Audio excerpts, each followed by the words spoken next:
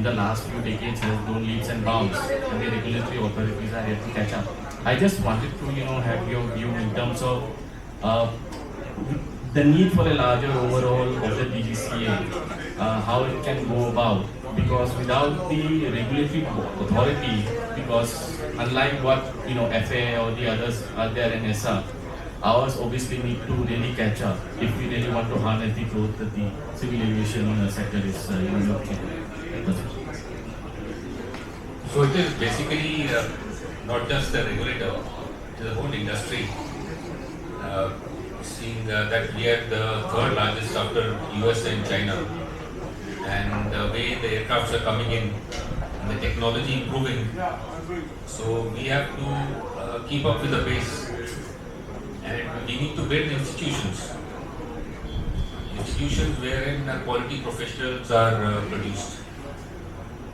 So we have some institutions in Delhi, IAM, and but we need more to cater for the Indian growth. For that, like you have the defense forces. So defense forces, they have NDA, IMA, so they have a steady stream of professionals coming. For the civilians, there is nothing.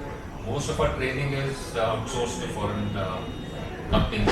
So 60% of your forex goes out, and your training happens outside.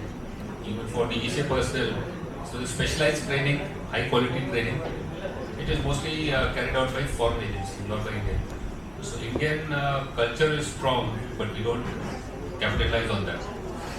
So every time there is a pressure which is put on the system breaks down.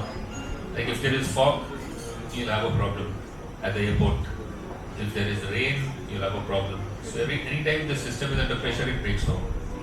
But we rebound, we have resilience, but there is something called anti-fragility.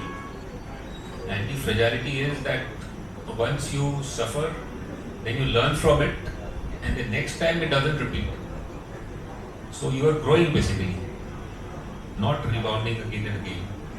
So that is called firefighting. So what happens in DGC and other places is firefighting. So one accident happens in the helicopter, everybody rushes there. Like right now there is Uttarakhand. Then you have something in the flight school, everybody rushes there. Then an airline. So it is always firefighting. We don't have a long-term roadmap. So two things are institutions, long-term roadmap, and the cultural aspect. The culture of safety. That is what. So we don't need to go into specifics that this needs to be fixed, that needs to be fixed. If you fix a bigger issue, then automatically all these things will be solved. One last question. There is a special committee formed to be headed by the Home Secretary. In a briefing it was intimated that particular panel will give a report in about 3 months. This panel led by the Home Secretary. The panel could probably come up with recommendation on the overall overarching sort of security framework or civil aviation security framework, and a body that may be even larger in scope than the DGCA. Possibility, all speculation. Your thinking, do we need an overarching body, much more broader in scope than DGCA, looking over the overall transport safety aspect? Oh, we need independence. Like we have created DGCA and AIB, statutory bodies, but they are not independent. In the Act itself, it says they are attached office of the MOCA. So their appointment and promotions are all linked with that. In 1997, as I've been saying, Air Marshal J.K. Seth and then Mr. Kola was there and Chairman Report Authority.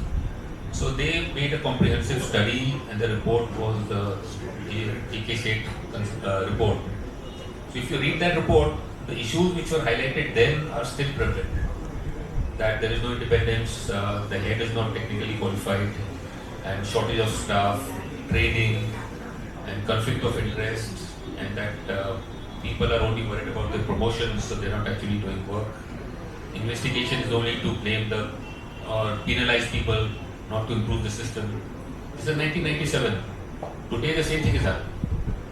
Right? So there is no permanency, there is nobody permanent here who can improve the system. So CA was being talked about, an independent body which is financially independent and all.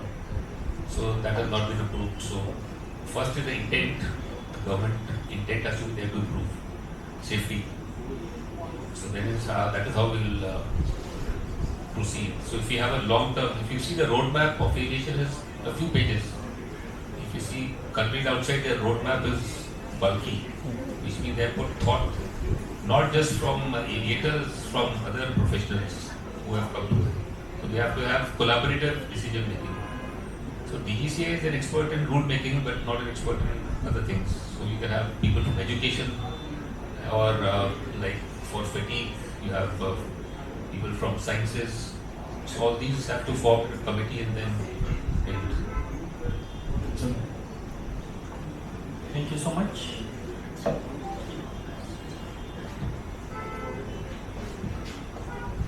Yeah, good evening. To add what Captain Amit just said about the culture, and this is for you. This for you. So Captain Amit mentioned about the culture and the safety culture part. And to add to this, the recently FAA has come up with an act which is called Aircraft Certification, Safety and Accountability Act 2020, and that requires the FAA to do the safety culture assessment survey of all the employees in aviation annually until 2031. So similar thing could happen in India, but we do not have any structure or legal framework to do that. Or if not legal, even intent is also not there to go about that safety culture aspect, because until we know where we stand, we can't proceed further. We don't know the destination, we are just moving.